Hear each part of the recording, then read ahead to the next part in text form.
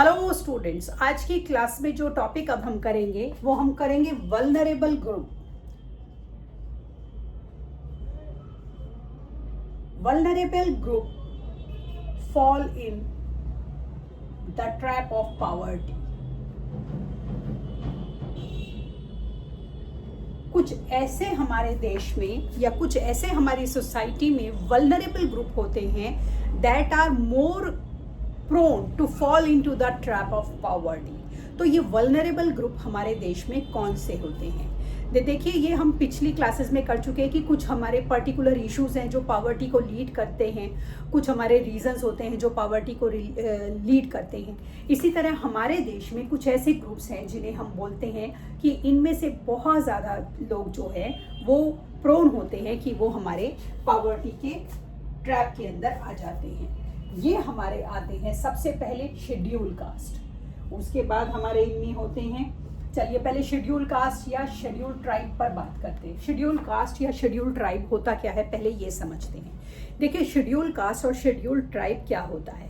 हमारे देश में ना बहुत साल पहले जब राजा महाराजा वाला सिस्टम हुआ करता था तो क्या होता था, सोसाइटी जो थी वो 4 वर्णों में विभाजित थी, डिवाइडेड थी। राजा होता था सबसे टॉप पर, ठीक है, उसके पास सारी पावर होती थी। ब्राह्मण होते थे जो मंदिर में पूजा पाठ और जितने भी सोसाइटी में लोग हैं उन्हें शिक्षा देने का काम करते थे, ये काम ब्राह्मण का होता था। तो डिवाइडेड था, राजा हो गया, ब्राह्मण हो गया, क्षत्रिय।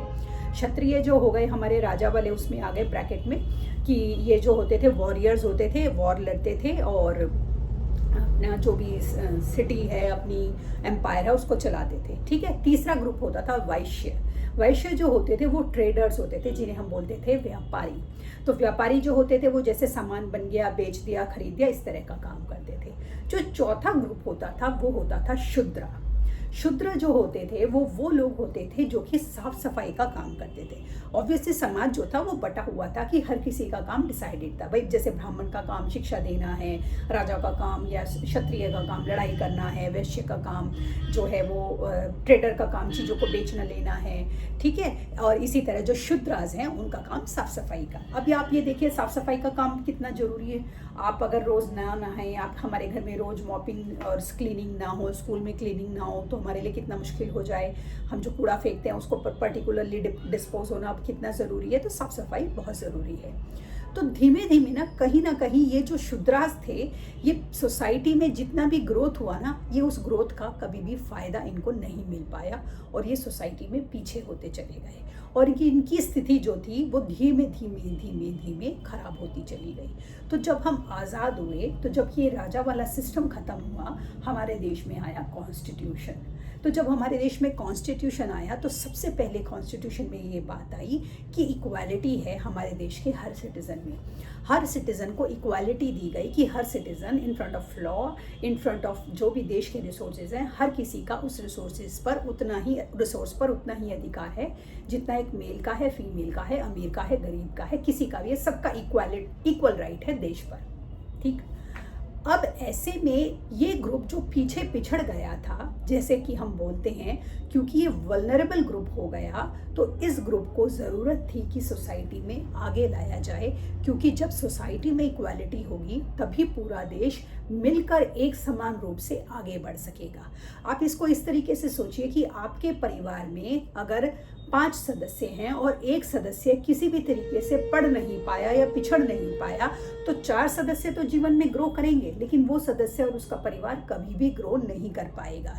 वो कब ग्रो कर पाएगा? जब आप चारों मिलकर उसको ग्रो करने का मौका देंगे, उसको हाथ पकड़कर आगे लाएंगे, उसको इक्वल अपॉर्चुनिटीज़ देंगे, उसके साथ अपनी इनकम को डिवाइड करेंगे, तो धीमे धीमे वो भी आपकी तरफ फ्लरिश करेगा और उसका परिवार भी उस साइकिल को ब्रेक कर देगा। तो यही सोचकर ऐसा किया गया और इन लोगों को नाम दिया गया शेड्यूल कास्ट या शेड्यूल ट्राइब्स। शेड्यूल ट्राइब्स में हमारे वो आदिवासी लोग भी थे जो कि मुख्य धारा से कटे हुए थे और बेसिकली ये अपनी ज़रूरतों के लिए जंगलों पर डिपेंडेंट थे और ये बेचारे बड़े अच्छे तरीके से एनवायरनमेंट के साथ कोलैबोरेट कर रहे थे। लेकिन क्योंकि देश आज़ाद हुआ तो इनको भी देश की आज़ादी का, देश की तरक्की का फ़ायदा होना चाहिए, तो इन्हें भी ये फ़ायदा मिले, इसलिए इनको नाम दे दिया गया SC ST। ठीक है। तो ये जो SC और ST का ग्रुप है, क्योंकि ये पिछड़े हुए थे, एक बहुत लंबे सैकड़ों सालों से ये सोसाइटी में पिछड़े हुए थे, तो ये अभी बराबरी के दौर पर नहीं थे।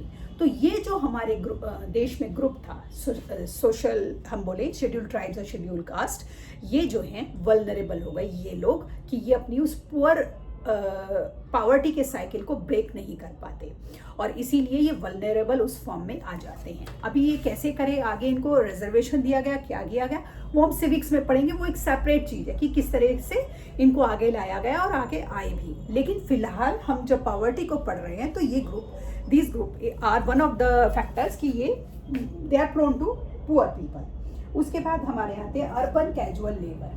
अर्बन कैजुअल लेबर में हमारे वो लोग आते हैं जो कि गांव से शहरों की तरफ आते हैं, इस खोज में कि शहरों में उन्हें बेटर वर्किंग अपॉर्चुनिटीज़ मिलेगी और वो ज़्यादा काम करके अपने परिवार का और अपने जीवन के स्तर को ऊपर उठा पाएंगे।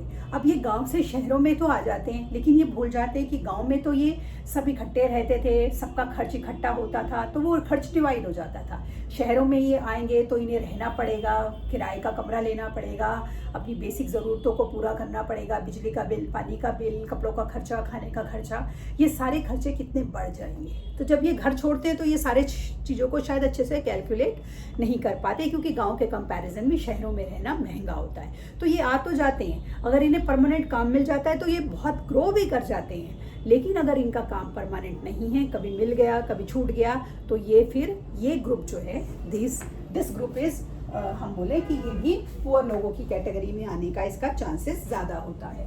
इसी तरह रूरल एग्रीकल्चरल लेबर, ये भी हम कर चुके हैं, जो लैंडलेस लेबर होते हैं, ठीक है। इसके बाद हमारा शेड्यूल कास्ट, शेड्यूल ट्राइब तो हो ही गया, और एवरेज हम इन सब का कर दें तो ये हमारे क्या हो गए, ये कुछ हमारे ग्रुप हैं कि जो कि पुअर हम बोले पुअर लोगों की कैटेगरी में आते हैं, और they are more prone to be poor, और इस तरह से ये पावर्टी के कैटेगरी में आ जाते हैं। तो ये जो हमारी पावर्टी की कैटेगरी में ये लोग आए, वल्नरेबल ग्रुप आए, अब क्योंकि ये अपनी ज़रूरतों को पूरा नहीं कर पा रहे, तो सोसाइटी ने इनको ऊपर उठाने के लिए, या इनको हम बोलें कि हमारे कॉन्स्टिट्यूशन में ऐसा क्या किया गया कि इनको हम अच्छा बेहतर ज़िंदगी दे पाएँ, तो आप देखते हैं कि सरकार क्या करता है, राशन कार्ड बनवा देती हैं। तो सरकार की स्कीम्स के तहत तो राशन कार्ड में क्या होता है कि परिवार के सदस्यों के हिसाब से उन्हें राशन मिल जाता है कम कीमत पर। तो राशन में उन्हें गेहूँ, चावल, चीनी, मिट्टी का तेल, क्योंकि स्टोव चाहिए खाना पकाने के लिए, आजकल तो चलो गैस का भी सरकार सब्सिडी दे रही है। तो इस तरह से सरकार कोशिश करती है कि इन ग्रुप को सरकार पुअर लोगों की कैटेगरी से बाहर निकाले। इसके अलावा सरकार समय समय पर कोशिश करती है कि वो ना स्किल्ड प्रोग्राम अभियान चलाती है कि जिसमें इनको स्किल सिखा सके। स्किल सीखेंगे तो ये शायद कुछ बेहतर काम कर सकेंगे, खाली बैठने से अच्छा है कि कुछ कमाई कर सकें, और इस तरीके से अपने आप को पॉवर्टी के उस जाल से ये बाहर निकाल सकें। तो इस तरीके से these groups are the group of people who are more prone to be poor. तो आज की क्लास में हम इतना ही कर रहे हैं, आगे का टॉपिक कल की क्लास में करेंगे।